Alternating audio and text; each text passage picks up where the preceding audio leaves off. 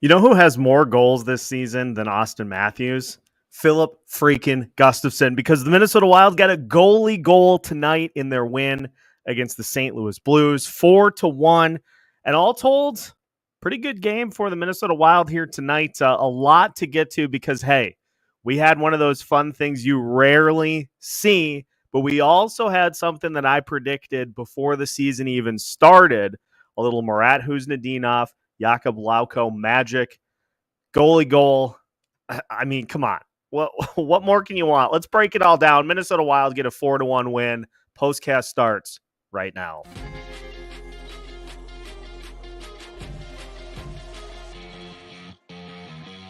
You are Locked On Wild Postcast, part of Locked On Minnesota on the Locked On Podcast Network.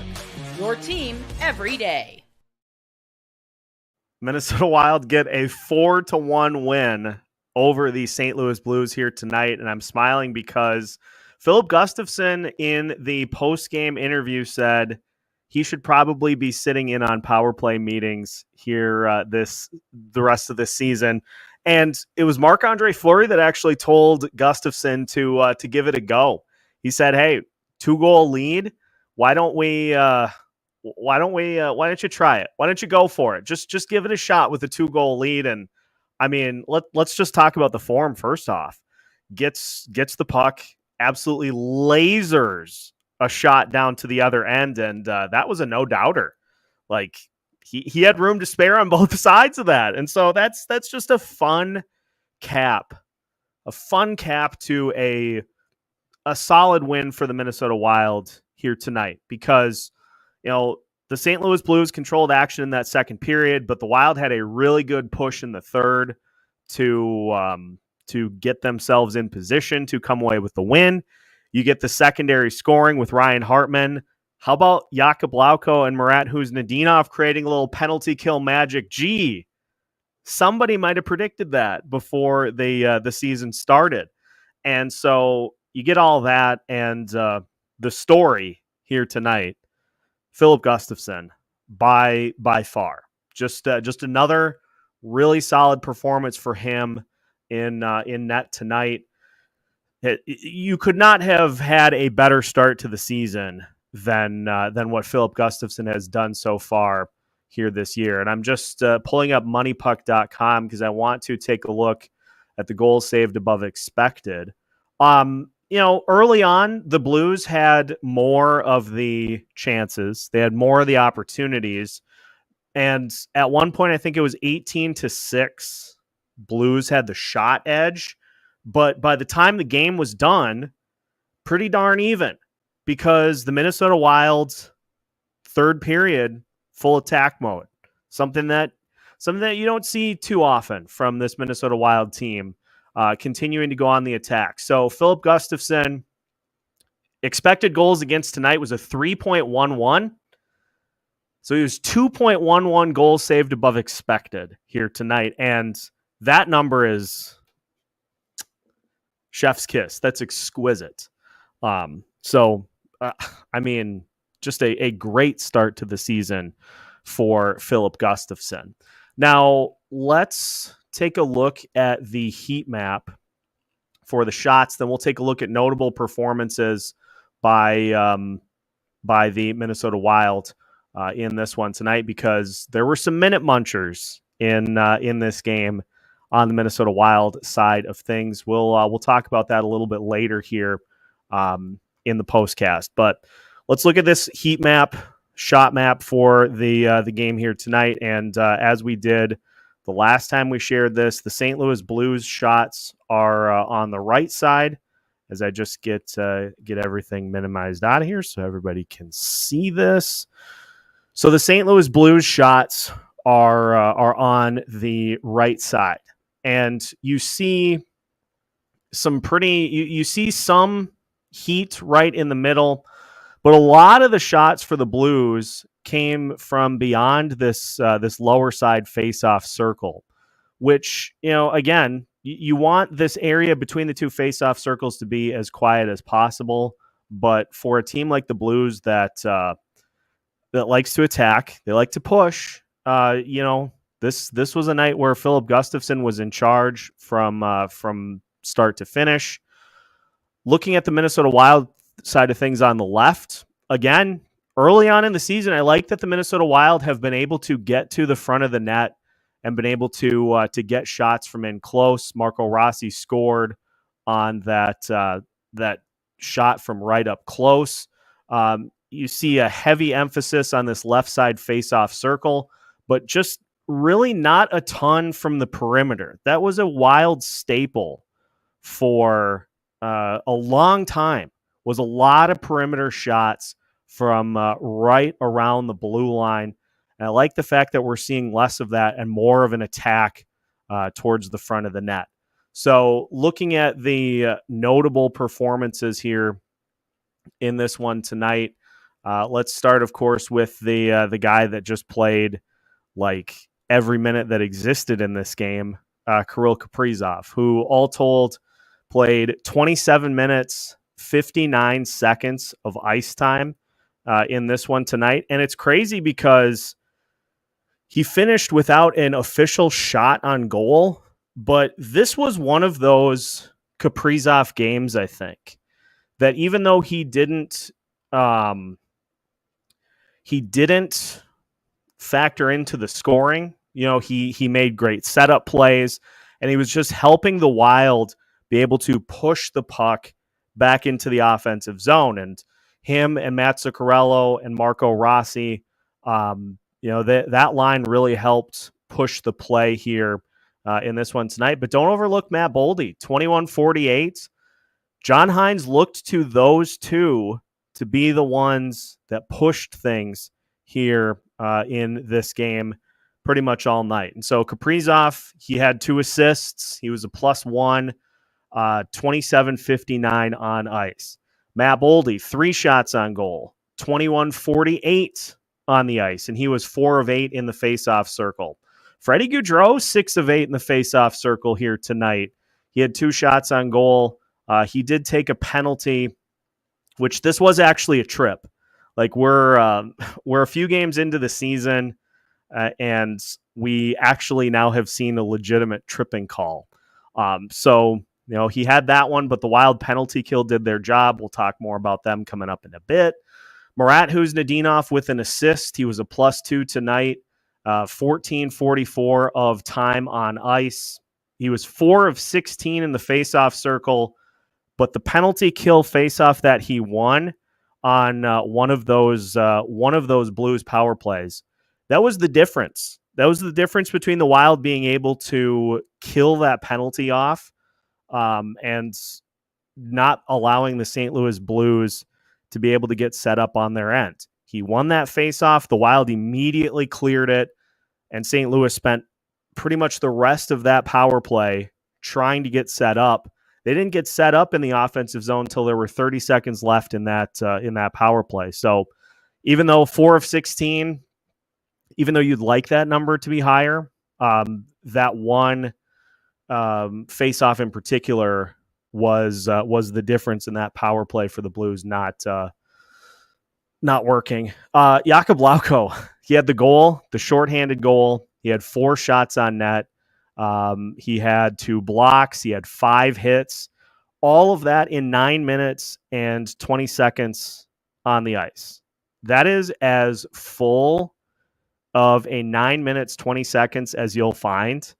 And did a great job. And Marat Huznadinov winning a puck battle on the penalty kill and being able to get the puck to Lauko, who flew up the ice and is able to pot one past Jordan Binnington to give the Wild their second goal at the time.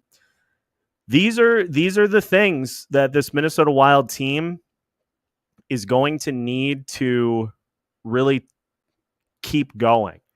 The penalty kill tonight was, I think, the best it had looked, and that's not to say that the St. Louis Blues didn't have their chances, but Filip Gustavsson, it didn't fit. It felt like it didn't matter. Filip Gustavsson was just dialed in this one tonight. Some of the other notable performances, Liam Ogren had 2 shots on net in 12 minutes, 32 seconds on the ice. He had 3 hits in his time. He played 148 on the power play. Did get a little on the penalty kill, but I thought Ogren did a good job here tonight. And he talked about it heading into this game that he felt he played a little timid in the game against the Winnipeg Jets, and I thought he definitely did a better job in this one tonight. Marco Rossi, 1 goal, 1 shot on net, 16:39 of ice time, and he was 7 of 12 in the faceoff circle. How about Yakov Trenin tonight? He had 2 shots on net, 13:43 of ice time. He had 3 hits. It seemed like he was doing a pretty good job of helping keep the Blues off balance. Defensively, Jonas Brodin played 22-35. He was a +3, had an assist and a shot and 3 blocks. Brock Faber tonight finished with just under 25 minutes. He had an assist. He was a +2, had a shot on net, had a block, had a hit. And Damon Hunt tonight, 8 minutes, 2 shots on net. He had 2 blocks. He had a hit. He had a takeaway. So, again, a theme that we'll talk about, active minutes. And you're not going to factor into the scoring every night, but active minutes. Like Jacob Middleton's box score stands out to me too. 17:56 on the ice, 2 shots on net, but 5 blocks and 3 hits. Yes, he did take a penalty that the Wild were able to kill, but 5 blocked shots and 3 hits. Active minutes. But Filip Gustavsson, 27 out of 28, just continues what has been. Like, look at the readout of Filip Gustafsson's first few starts of the season. So the game against Columbus, he's 31 out of 33. Against Winnipeg, he was 33 out of 35. And against the St. Louis Blues, he was 27 out of 28. And he just looks in command. He looks like he's in charge out there, and is really doing a good job of just not letting some of those things happen that happened last year, where it seemed like the puck kind of played him at times. He just is really just in command. He's in control. And this, I think, furthers the important bit here, because there are going to be those that see this for Filip Gustavsson as driving up his trade value. And so there are going to be more calls for, hey, Gustafsson's put 3 good starts on tape. We gotta take a look. We gotta take a look at moving him. No, we don't.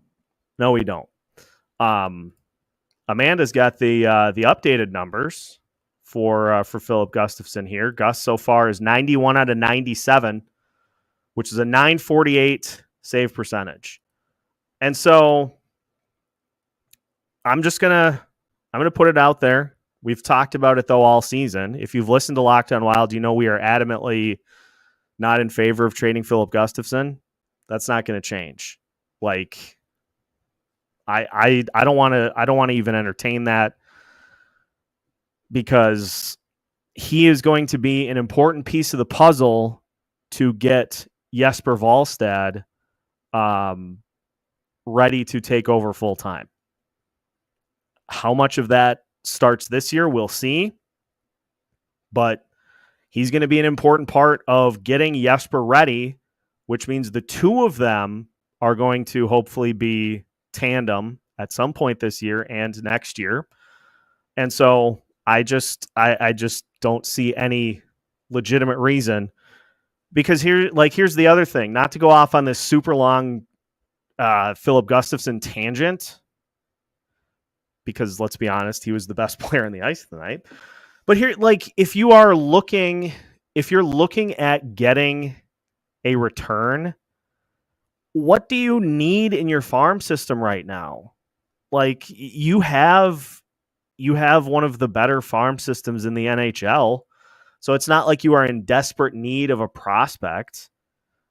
I just think there's more value in hanging on to him at this point. And so I just like, let's just let the bus continue. This is the best that he's looked. He had good stretches last year.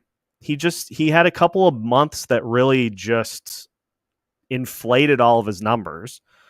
But I think this is the most locked in he's been since 2 seasons ago. I know it's early, but 3 games in, he has been just absurdly good. So stole the show tonight. But the thing that I think was the most impressive is the offensive ability. Like the offensive capabilities of your goalie are something that I think maybe when he's not in net, maybe you slide him out there at right wing. Obviously joking, but that was just so fun too, because there wasn't any sort of hesitation of like what happens if this doesn't go in. And that this is a theme that I want to see for this team as this season progresses, is go for it. Like, don't be afraid to make mistakes. Go for it. Filip Gustavsson there. You want to go get the goalie goal because the net's empty? Let that thing fly, big fella. And he did. And that was just outrageously fun. So there is a lot to get to here. We have 100 people in the Postcast here tonight, which is an all-time Locked On Wild record. So for all of you that are part of an all-time Locked On Wild record, hit that like button. Smash that like button. Smash that like button like it's Jordan Binnington's face. Let's fire that thing up. But yeah, what a fun game. A nice. There are some turnovers here and there, but the Wild really took this game by the horns in the third period. Like, let's go win this thing, as opposed to we've got a lead, we better try to protect it. Like, let's go cave some faces in. And that was really good to see in this one. So Gus, Marat Huznadinov, and Jakub Lauko being aggressive on the penalty kill. That was great to see. I don't have any problem with the situation being what it was tonight, where you don't play again till Saturday. I don't have any problem with amping the minutes up for Kirill and Matt Boldy, but I think the thing that I would like to see eventually is just giving some other players a little bit of a bump in minutes. But hey, when Kaprizov and Boldy are playing the way that they are, give them hell. Go get it. So all told, it leads to a nice 4-1 win for the Minnesota Wild as they improve now to 2-0-2, pick up their first road win of the season, and a nice win in the division. Because look, St. Louis is a team you're going to be battling with all season. And this is a very back and forth game, but I feel like the Wild's pretty even with St. Louis, at least early on.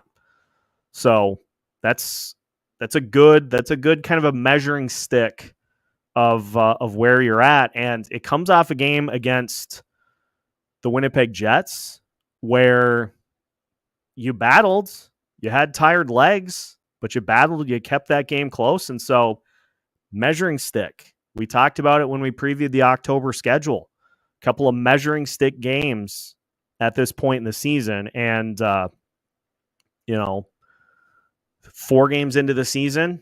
And I think the thing that I like is that the battle level has been consistent in all 4 games. The goaltending for Filip Gustavsson has been consistent every game that he's been in.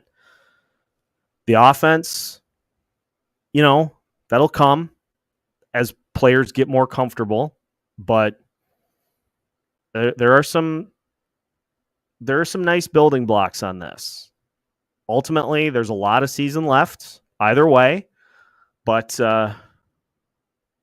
it's pretty evident that the battle level has been raised from where things were at the beginning of the season. So that's kind of my 10 cents, or in this case, 20 minutes on what we saw in this one tonight. But we got a lot of comments again. 96 in the box right now.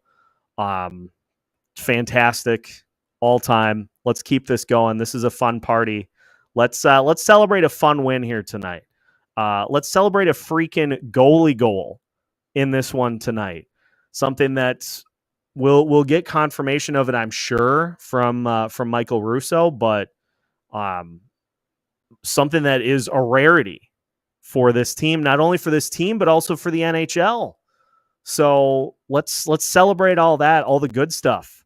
The first goalie goal of Filip Gustavsson's career, as Michael Russo points out. So let's celebrate all that. Let's have some fun with it here. We'll get through all your comments, every single one of them. I got nowhere to be, so we'll get through all the comments here as we continue tonight's Locked On Wild postcast. Minnesota Wild goalie goal their way to a 4-1 win over Jordan Binnington and the St. Louis Blues. We'll talk more about that as we continue our Locked On Wild postcast right after this. Tonight's Locked On Wild postcast is brought to you by FanDuel. Hey, NFL fans, you can start the season with a big return on FanDuel, America's #1 sportsbook. So when you get a hunch in the middle of the game, you can check out the latest stats, view live play-by-play, and so much more on the same page where you place your bets. Plus, you'll get started with $200 in bonus bets guaranteed when you place your first $5 bet. You can also throw down on great prop bets. Depending on where you're watching, you could have taken Filip Gustavsson to score a goalie goal tonight, and you would have absolutely had a field day. And best of all, you would have gotten $200 in bonus bets too. Guaranteed. It doesn't even have to be a winner. You could have the Blues in this one tonight, and you still would have gotten $200 in bonus bets. So head to FanDuel.com right now to take advantage of this great deal. FanDuel, America's #1 sportsbook. Tonight's Locked On Wild postcast is also brought to you by Hims. Your sex life is important, but your schedule's also on the busy side, and you don't have time to go to the doctor's office to get treated for ED. Through Hims, you can get a personalized ED treatment without stepping foot outside your door. That's right, the process is 100% online, so there's no need for uncomfortable doctor's visits. You just answer a series of questions on their site, and a medical provider will determine the right treatment option. If prescribed, your medication ships directly to you in discreet packaging for free. Start your free online visit today at hims.com/lockedon. That's HIMS.com/lockedon for your personalized ED treatment options. hims.com/lockedon. The products mentioned are chewable compounded products which are not approved by or verified for safety or effectiveness by the FDA. Prescriptions require an online consultation with a healthcare provider who will determine if appropriate. Restrictions apply. See website for details and important safety information. Subscription required. Price varies based on product and subscription plan. Filip Gustavsson leads the way to a 4-1 win for the Minnesota Wild over the St. Louis Blues because he scored as many goals tonight as the St. Louis Blues did by themselves with a goalie goal, and working on getting confirmation. According to Michael Russo, first goal that Filip Gustavsson has scored at any level of hockey. And so that's great. But how about this for a follow-up? Jakub Lauko didn't know the rule, but he wanted to jump on the ice from the bench and join the pile when Gustavsson scored. That's Lauko has been quite a vibes guy since he came to the Minnesota Wild. And the speed plays, the speed tracks, like right from the jump. He has been just a nice addition to this team, and we saw how he can help this team offensively is by using that speed perfect setup for Marat Huznadinov off the penalty kill because Huznadinov wins that puck battle on the wall, and Lauko does the rest. So fun to have him want to be a part of that situation. The Bruins, I believe, had a goalie goal as well. Maybe last season, I think. And so maybe Lauko is just maybe he's just the answer there. He's the solution. But I can't state enough. Filip Gustavsson has more goals this year than Austin Matthews. Let that sink in. Let that one rattle around in your brain a little bit. But let's get to the comments here. Dougie gets it started. Pretty solid game. Second was shaky, but Gus did it all tonight. Yeah, the Blues really did make a push there in the second. But the key to this is you look up at that scoreboard, and even though the Blues did push and they did control the action for a good part of that second, the Wild kept them off the scoreboard. Filip Gustavsson made a bunch of key saves. And then in the third period, the Minnesota Wild took that fight back and took it right to them. So that's the key for winning on the road is if you are able to get the early lead, the home team is going to try to make a push. They're going to try to answer. Blues tried to, but tonight it was not to be had in their favor. Ryan Suter, by the way, 18 minutes. He had one shot, 3 shots missed. Was a even 0, 2 blocks, 2 hits, and a takeaway. Played on the penalty kill, but no power play. Interesting. The Blues were on the kill for a lot because Ryan Hartman took a stick up high in the waning 4 minutes. So it was a 4-minute double minor. How about this for a note for Ryan Hartman this year? He has yet to take a penalty and has now he drew the 4-minute, scored a couple of goals. It's something we'll keep an eye on all season, but so far he has been in plus territory in the penalty department, which means that he is making some good contributions to this team. A lot of comments on Gus right off the bat from Trav, AJ, Bubba's Sports Cards, Amanda. Gus is back. Creepy colors, though, with the key point here. Kaprizov's playing out of his mind. The passes he made were filthy. And again, like I said, Kaprizov did not score in this one tonight, but he was the floor general out there. Way more than he usually is. Like he was pushing the offense. He was just helping the team really keep the fight going and keep the push going, especially there in the third. And great setup to Marco Rossi for the goal. Just some outrageous Kirill Kaprizov plays here in this one. Gustafsson also more goals than Connor McDavid. So I'm going to definitely use that as long as we can because, I mean, has anyone ever, like you see them in SportsCenter highlights whenever they happen, but has anyone ever been watching a game where there has been one that has happened in real time? Like I haven't. And now we get to bask in that, as Tyler says, the first goalie goal in Minnesota history. So we made history tonight.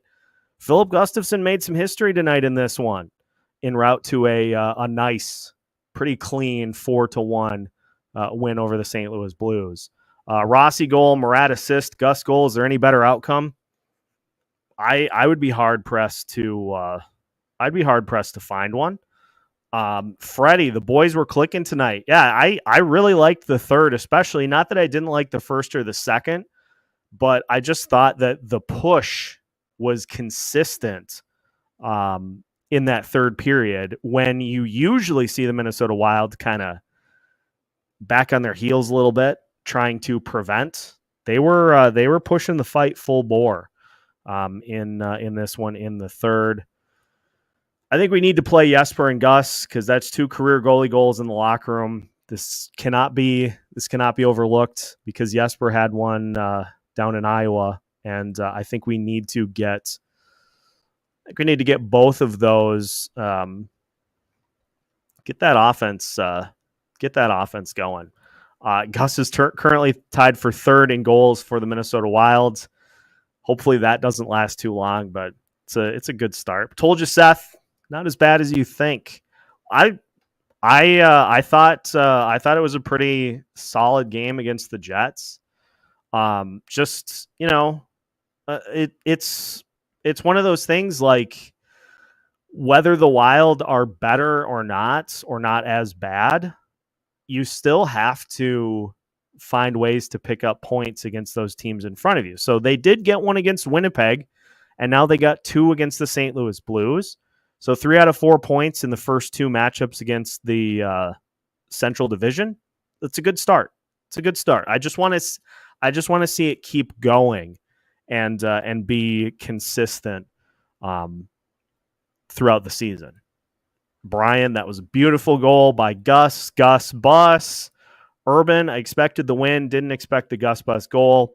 It's okay. I didn't either, but sometimes we get treated to a little magic, a little fun with this Minnesota Wild team. And certainly got a good helping of that tonight. Tracy keying into Gustavsson saying in the post game that he should be in on the power play meetings now. Hey, throw him out there. Give him a shot. I mean, if Fleury can go out there on the ice maintenance crew, give Gus a look on the power play. This is a good point by Britt. One of the things I saw tonight, speed. Yeah, who's Nadinov, Lauko, Kaprizov, Boldy, really helping kind of push that here tonight, and just again, really keeping the fight going to the St. Louis Blues and really pushing the issue, especially late. Like, seemed like the Blues got pinned up in their own zone quite a few times as the game unfolded. What I should have previously done is looked at so at least from a Corsi perspective, the Blues had high Corsi 4 numbers in the first two periods. They had a 75% team Corsi 4 percentage in the first, 63% in the second, but then in the third, the Minnesota Wild had a 70.2% Corsi 4 percentage as a team in that third period. That is, those numbers in the first two periods, would like to see those a little more towards even, but that third period especially is fantastic. And the other key too is, the Blues controlled play, big whoop. The Wild were the ones that scored the goals. They got the goal from Hartman, then they extended the lead, then they extended the lead again. Yeah, the Blues got one back, but then by the time they committed that 4-minute double minor at the end of the game, it was all over but the crying. And on that penalty, there was plenty of that. But it's just a quality.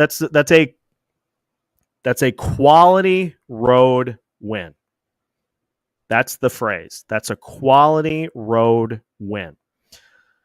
Just like you could say against Winnipeg, that's a quality road point.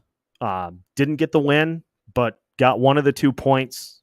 Absolutely gassed, but still battled through and came away with the win in that one. Gus looked like a little kid that just got a new bike. That was a lot of fun. It was a lot of fun to see everybody celebrating that, because as Freddie notes, 18th goalie goal ever. So Filip Gustavsson is one of 18 to ever score a goalie goal in the league. Denny with us tonight. Damon Hunt was spectacular. Picked some pockets, pushed the play outside. The flow on defense was notable with him. Thing I loved most, Denny, from what we saw from Damon Hunt is it was in the third period. There was a play in which the Wild had gotten into the offensive zone, and Damon Hunt was one of the defensemen on that series, on that possession. And I think it was Boldy on one side of the ice, and Hunt was on the other, and Boldy gave the puck to Damon Hunt, and what did he do? He had some room, so he stepped up a little bit and he let one fly on the net. And to be honest, some of the other stuff, the board battles and all that it depends a lot on who you're going up against. But if you're a young player and you in that situation step up and take a chance as opposed to just letting somebody else do it, that's the thing that I look for, is somebody, a young player.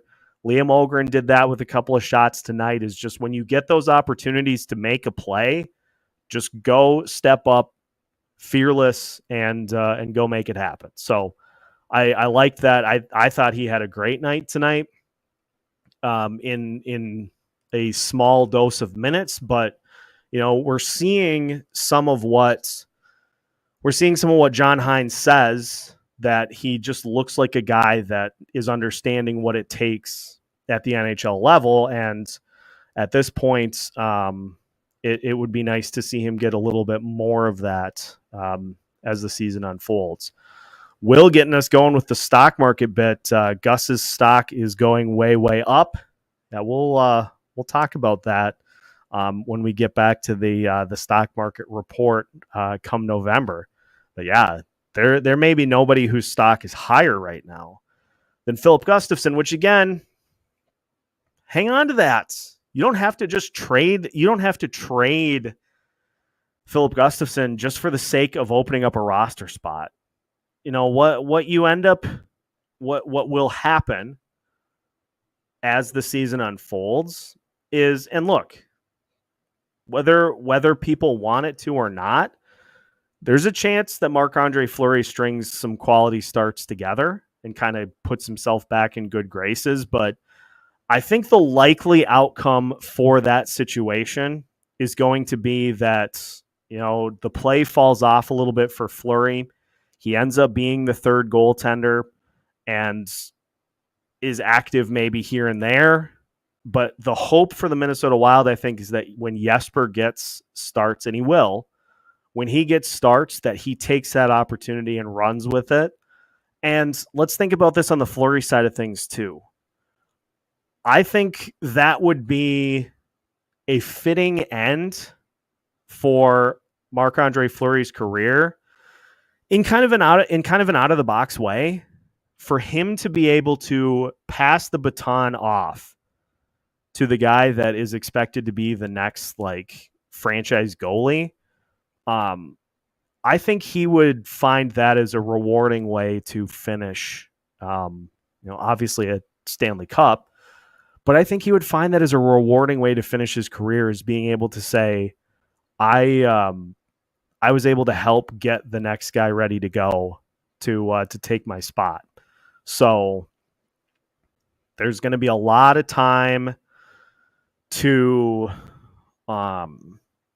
there's going to be a lot of time for that to flesh out. The important part here is that Filip Gustavsson has been absolutely nails in his start so far. This is a good point, though, too, is, that one puck in particular, and the rule as explained by ESPN is that when officials lose sight of the puck, they are supposed to blow the whistle.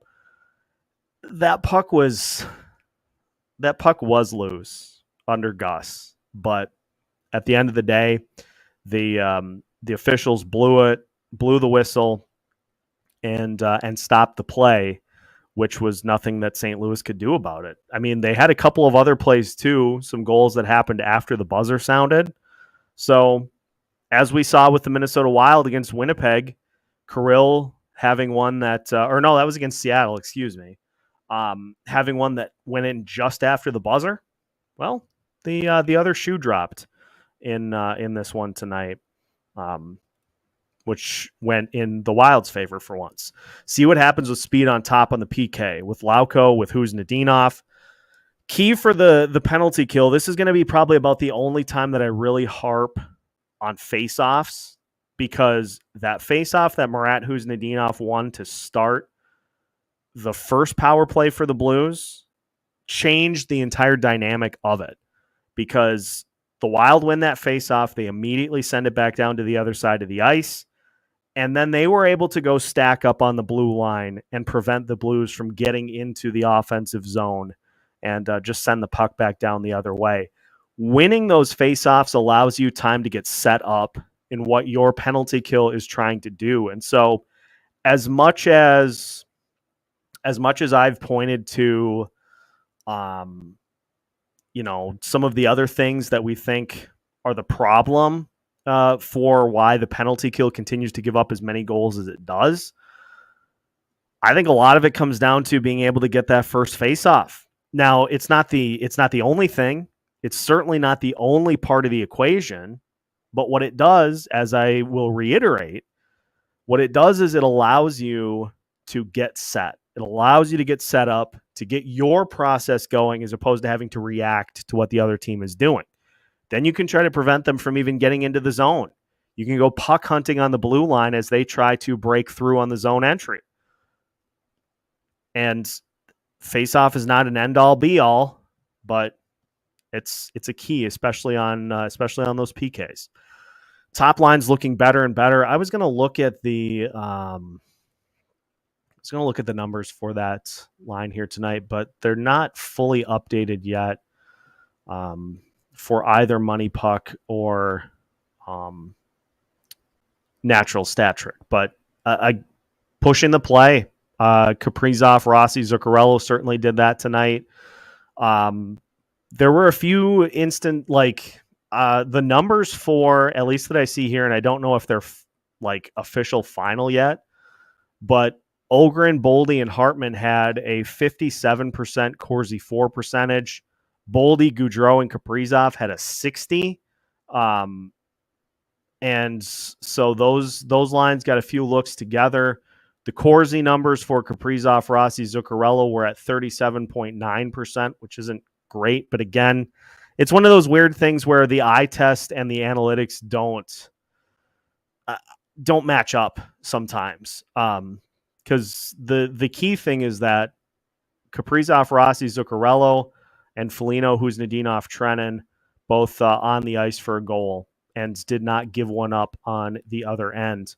And as Bob mentions, D was better at not leaving a man standing in the crease or nearby, even Bogosian helping out with that one. So it's it just seemed like, the team. It seemed like the team carried the things that they were able to kind of grit through against the Winnipeg Jets. They carried that into the Blues, and now that they had some time to rest the legs, they were able to put a really solid product out there on the ice. Anita with some concern for Ryan Hartman. The fact that he came back on the bench and just had plugs in both nostrils, I think is encouraging. It may have been a minor broken, but I think the fact that he came back, whereas Joel Eriksson didn't, I think is encouraging enough that I'm not super concerned about Hartman's prospects going forward. As is mentioned here by the TJ O'Connor, scored in all three phases as well. Those special teams goals can change games, especially when you can score shorthanded. That's a quick way to flip momentum and to just deflate the other team's power play. Like if they give up a shorthanded goal, you are sucking the life out of the building, which is exactly what you need to do on the road. So key goals in all phases is a key part of the process. Perspective on Rossi from Dougie. 4 games, 4 points for Rossi. That's an 82-game pace. What does he need to do? To be honest, there's not a lot more that he needs to do to gain my favor. I think we're 4 games in, and I think we're starting to see that top line gel a little more. As that continues, the scoring is going to continue. But look, look at the numbers in this one tonight. All 3 players on that top line had points. Kaprizov had 2 assists. Zuccarello had an assist. Rossi had a goal.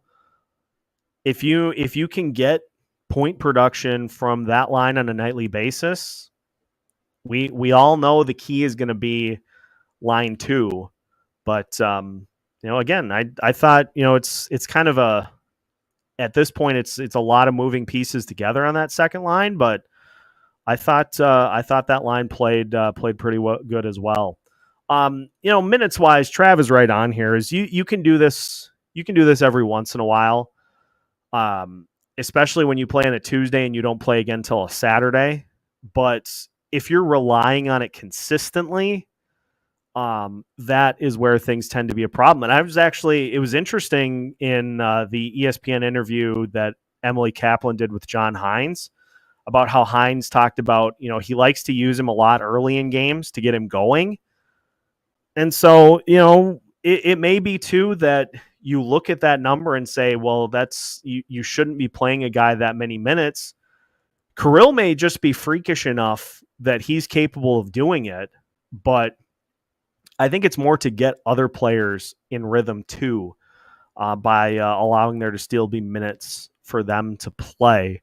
But I mean, Kaprizov certainly has never said no to high minute totals, but especially in a back-to-back, you run into the situation like we saw against the Jets, where you have guys that just have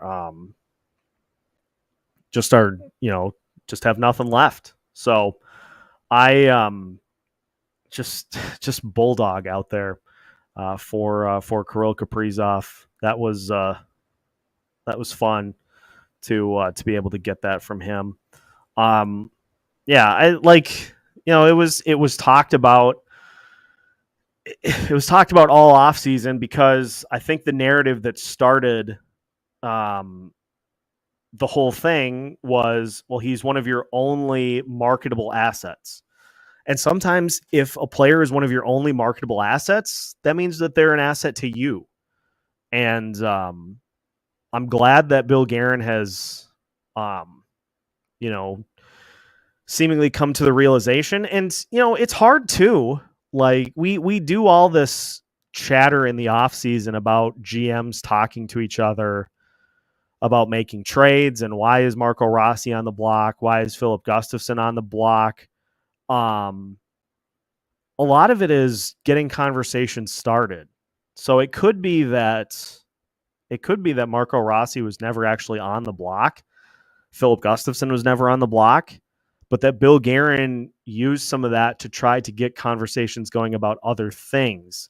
Unless we hear it actually or are in the room, hear the things that Bill Guerin was talking about specifically, it's hard to project a lot of that. It certainly was talked about to no end in the offseason, but I feel good that the Locked On Wild official positioning was that Filip Gustavsson is an important piece of this beyond this season. And so he should be kept on the roster. And let's give Filip Gustavsson some credit too. Like Denny's pointed out throughout his shows, and it's been mentioned, as the season has unfolded, Gustavsson came in really good shape, and he looks, the word I keep going back to with him is decisive. He looks decisive out there on the ice, and he's reading the puck well. Anytime it's kind of one of those 50-50 pucks, he's just taking care of it himself. He's not waiting for somebody else to clean the mess up, so to speak. He's just doing it himself. I think, much like with Matt Boldy, confidence. I think Filip Gustavsson came in, and those first few starts of the season have ramped his confidence up.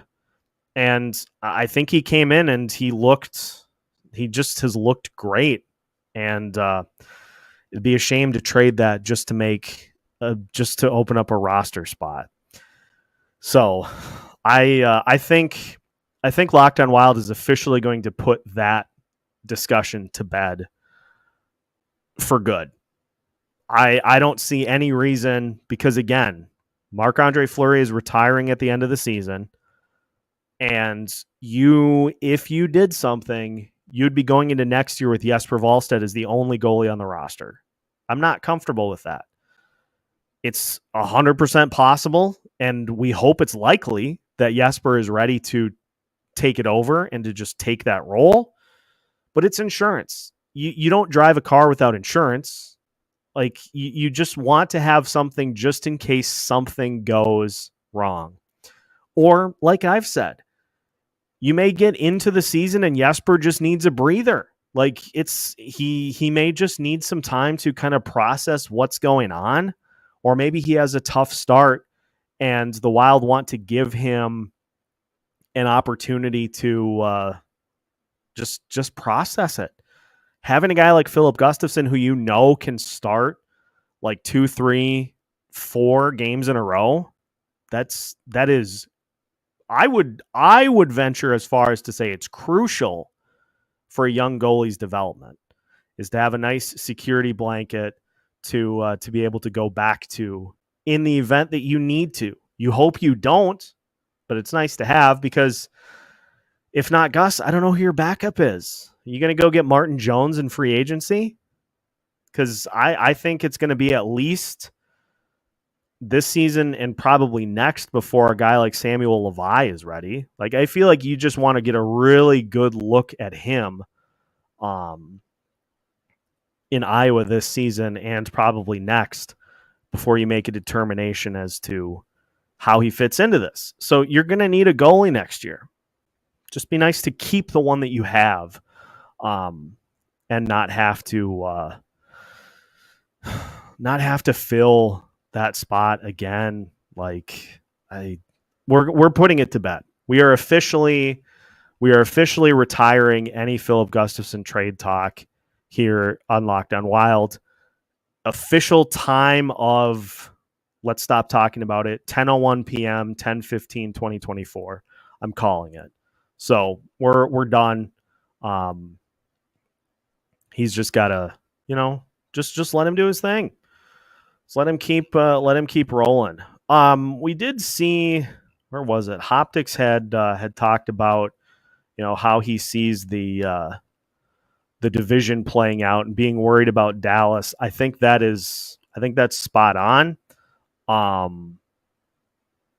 It's, Dallas is a formidable opponent, to say the least, because they have just, I'll use the word horrendous depth, but in a good way.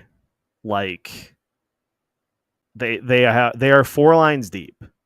Very, very 4 lines deep. And so that's a team that you're going to have to contend against, but the Wild battled tough with Winnipeg on the road. So that's a measuring stick early on. You beat St. Louis in St. Louis. That's a measuring stick early on. Nashville, it's funny because people look at the Nashville results and are like, ooh, that team is not off to a good start. And they're not, but they have so many new pieces on that roster that need time to gel. They'll be fine by the end of the season. And it may be, too, they've got all those guys locked in. It may be that this isn't the year that they were planning for, that next year is their real true target for legitimate contention. We all the media people assumed that it was going to be this year just because of, well, these are all really, really good players, but it might be a more long play for Barry Trotz and the Nashville Predators, to where they hope to be in contention this year, but are really looking to push it next year. But we'll see. I mean, it's early on, 4 games in, 3 for Nashville.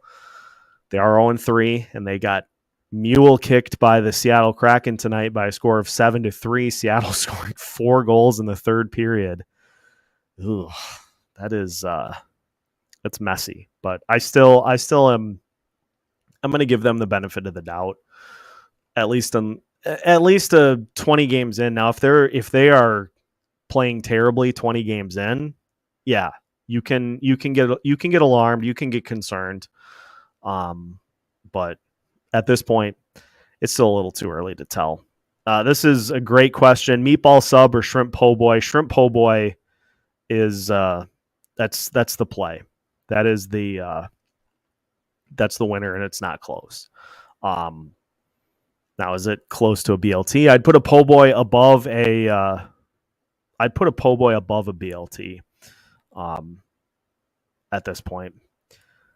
Are we calling that top line the Hobbit line?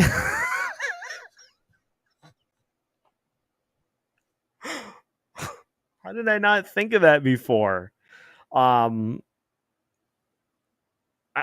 oh boy, now I'm gonna have to work some meme magic with the Lord of the Rings characters. Just keep an eye out for that on social media. I might have some fun with that.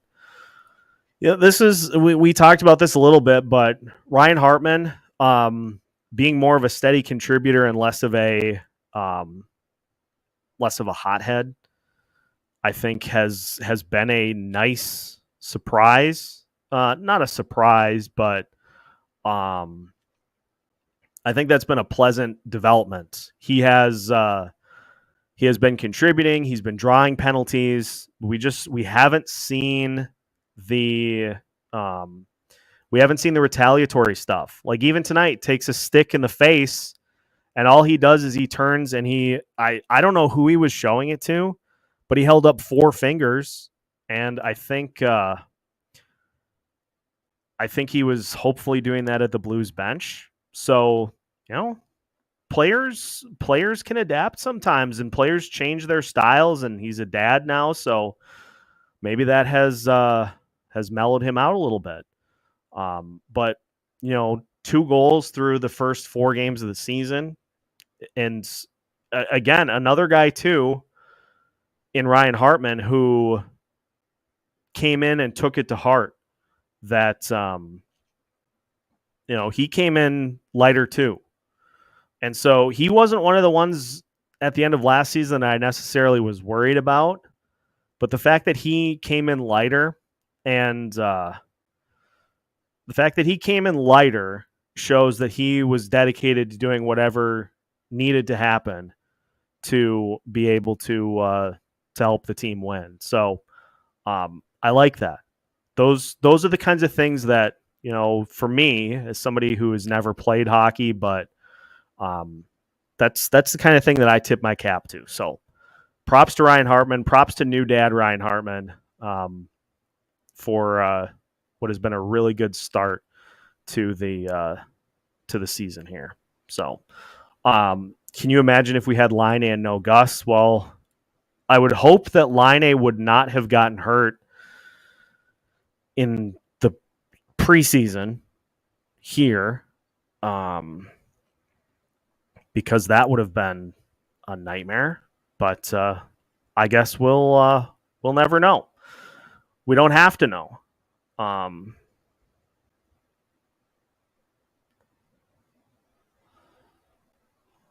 Cinerary, quit being a vibe killer in the chat.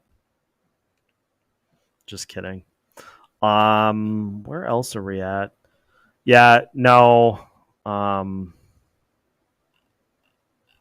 Yeah, I don't feel bad for saying that because I'm getting caught up. Like, we don't have to do the Kaprizov stuff right now. I'm gonna keep saying that every time it gets mentioned. We don't have to do that 4 games into the season. The year before you even can start the process. So politely, we don't have to do it. You can do it on your own time, but you don't have to do it here.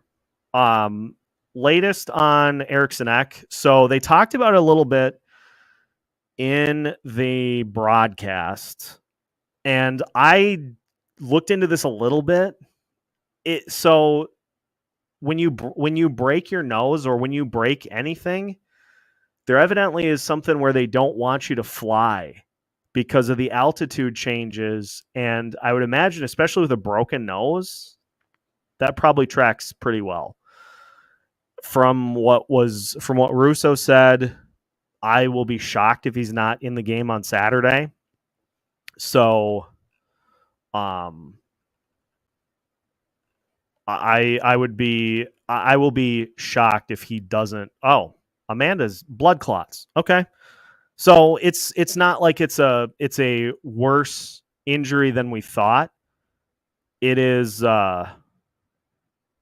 something to do with the altitude. So I'll be shocked if we don't see Eck on Saturday. I don't think it's anything other than a broken nose. It's just there's some other things that have to go into account for that. The one that's concerning to me is Jared Spurgeon, because he was supposed to get checked out.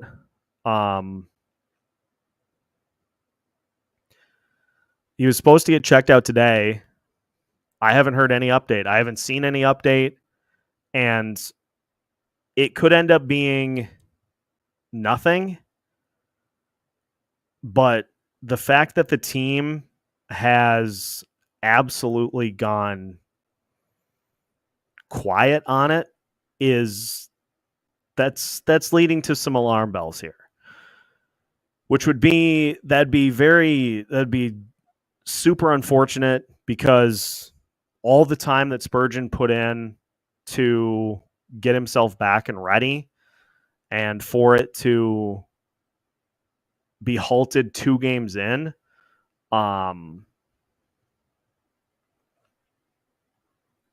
like it's making me nervous. So I don't know. I don't know if we'll get an update by Saturday. I don't know if we'll get an update this week. But as far as we have heard, day-to-day lower body injury. That's all we've got on his status. So I don't know. So I know that Kirill is super special, but why are all the commentators talking about how special he is? It's just going to cost us more money.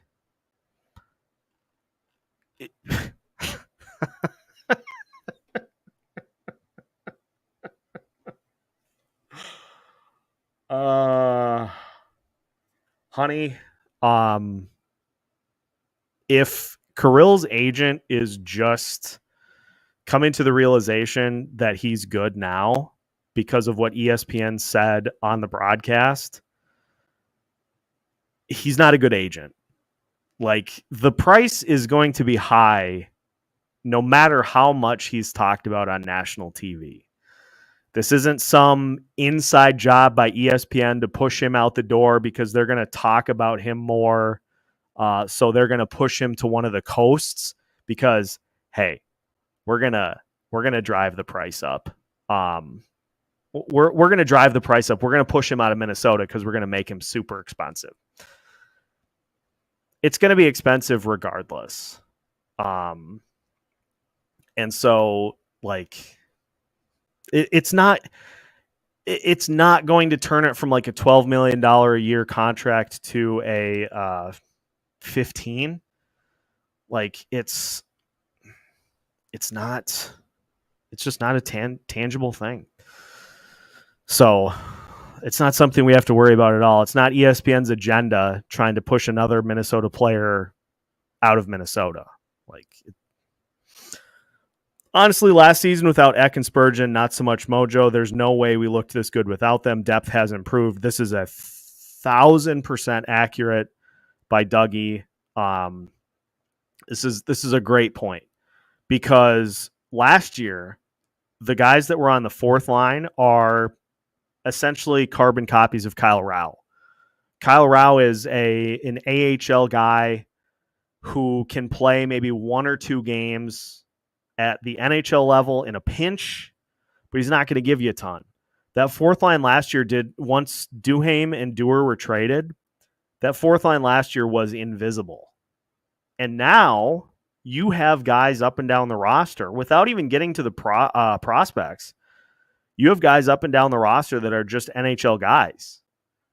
And so the depth on the roster is improved, but the depth in the organization has improved as well. Is like, the prospect depth is higher too. Like, so when somebody gets hurt, you can call up Damon Hunt to come into play. If one of the goalies gets hurt, Jesper Wallsted's going to step in, take that spot. Liam Ogren taking a spot for a forward if they get hurt. The depth in the lineup and under the lineup is just way better than it was last year. I really hope we're all wrong about Spurgeon and he's just got a bruise or something. I'll get a Jared Spurgeon tattoo if he comes back fine next week. I'm not going to hold you to getting a tattoo, but I think we all want to see it happen. But given what he went through last year, and given the level of quiet and hush, is a concern. The fact that John Hines said that he doesn't have updated information to give anybody means that they are running more evaluations. Emily Kaplan threw out there tonight that the team is possibly looking into structural damage. I don't know where she got that from, but Emily Kaplan said that on the broadcast, and I nearly snapped my neck, turning my head to the right to try to figure out what she was talking about. So those kinds of things, like I appreciate the good vibes that you're putting out, Hoptics. Like I'm not trying to squelch that. I just am, as host of this show, I am just I'm just putting out there that that kind of stuff worries me. Yeah. I don't know if Emily Kaplan had something that is just verbatim what she said on the broadcast. She said it's possible the team is looking into structural damage, and so I don't know if she was just throwing something at the wall there. But Emily Kaplan is a pretty plugged in ESPN reporter. So that didn't come from nowhere. So I guess we'll see. But again, the fact that they just have been very tight-lipped about it is what causes the concern. So we'll see. But we'll see what happens. It doesn't get more Minnesotan than thinking the larger sport infrastructure is out there to get you. I don't know what you mean here, but I think we're going to give you the rest of the night off there, Siphon 9. So have a good one. Thanks for hopping in, but don't come back the next time. Yeah. So beyond that, I'll finish with this one. Bob saying, I miss the Deweys and Shazi, but not as much as I like Lauko, Trennan, Ogren, who's Nadinov better. Yeah, it feels like it's more of a quality bottom six than what the Wild had last year. Just more quality depth than what they had. So it's, I don't know. If we find anything out about Jared Spurgeon, we'll absolutely break it all down and see. But apparently I have bigger fish to fry as to the cost of keeping Kirill Kaprizov being driven higher by ESPN mentioning him on a broadcast. Like, I don't even know. But you know what I do know? We've been doing this for over an hour and we still have 90 people in the chat, which means that Locked On Wild postcasts are officially back. Vibes are back. Goalie goals are back. Some have even been saying goalie goals are better than ever. But you know who else is able to say that they had a goalie goal this year? Nobody else. Not a single other team in the NHL has scored a goalie goal this year. So let's hang on to that for a bit. And let's pop that collar. We pop the collar for wins. We're going to do that as a bit. Yeah. Collar pops are back. Speaking of fish, salmon or halibut? Ooh, this is a good question from Mike. This is a great question. I think it feels kind of like, I think it depends kind of what you're in the mood for. Like I love grilled salmon, but I like halibut to have crust on it. And so you get those two different elements. I love just throwing some salmon on the grill, putting it on like a foil pan, and just popping that thing in the just letting that do its thing with some nice marinade to it. But grilled halibut or fried halibut, elite money. And the final one, Kona Big Wave or Coors Light. It's Kona Big Wave, 10 out of 10, no notes. Absolute A1. Do you get a bonus based off the amount of viewers from Locked On? I get based off of the number of views that it gets. All total. I don't get anything necessarily for hitting like benchmarks. I just like to break them. I just like to hit different barometers and crush them. Like tonight, 100 people in the fourth game of the season for the Postcast. Like we just like to hit those benchmarks and knock them out of the park. So elite. Minecraft or Roblox? I've never played Roblox, so Minecraft for me. When I'm not playing college football, or because it takes up literally my entire Xbox, Call of Duty, because those games are 5,000 gigabytes a piece. So when I'm in a real Call of Duty mood, I have to pull everything else off the Xbox because there's no storage for it. So it's Call of Duty right now, but college football, Madden, NHL, and this is probably going to make me look like a psycho. But what I do in NHL is I put the hit physics all the way up, and then I just take a fourth line of standard goon type players on the Minnesota Wild roster, and I just see how far I can boot people around the ice, like as far as I can hit them. That's my goal. Is like I just want to see how far people fly across the ice when I throw the hit stick on them. So, like I said, probably makes me a little bit of a, alarm bells, but hey, we'll take it. Goalie goals bring the fans to the chat. That's what we like. It's exactly why we do this. But yeah, goalie goal. 4-1 Minnesota Wild win. We're feeling great. That was a very fun, vibey win. And I really enjoy, we don't see it because, the way that this team is constructed is a lot of these games end up being close, really tough fights.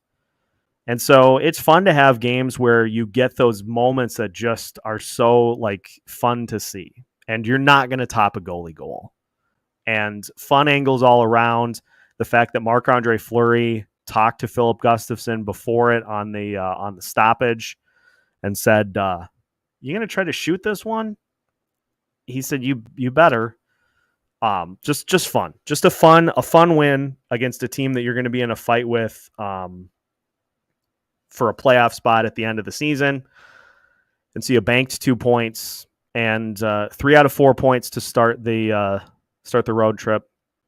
We'll see if it continues. The Wild will look to continue it into Saturday's game against the Columbus Blue Jackets. So appreciate everybody tuning in tonight. Fun game. Thank you for making this a fun postcast.